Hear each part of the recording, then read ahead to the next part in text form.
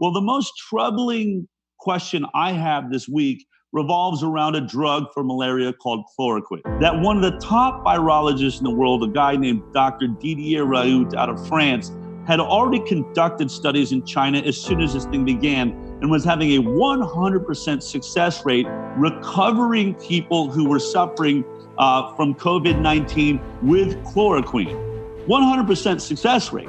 Other studies all around the world are being done and are showing exactly that. But here's the point. Donald Trump, the president of the United States, gets very excited about the fact that all around the world, chloroquine is having real success. Now, yes, it's anecdotal. Fauci comes out and says, it's anecdotal. We don't have proof. We don't know that there's not some safety issue. Well, what safety issue would there be? You've been giving this like candy to millions and millions of people for the last 70 years. And now you're saying, whoa.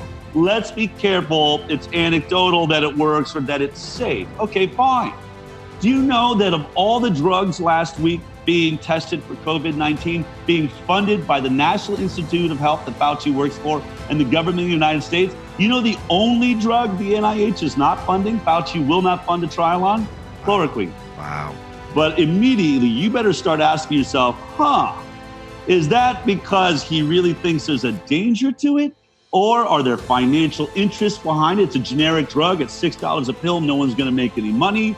Does it cut into the amount of deaths? And is there a reason we would want deaths?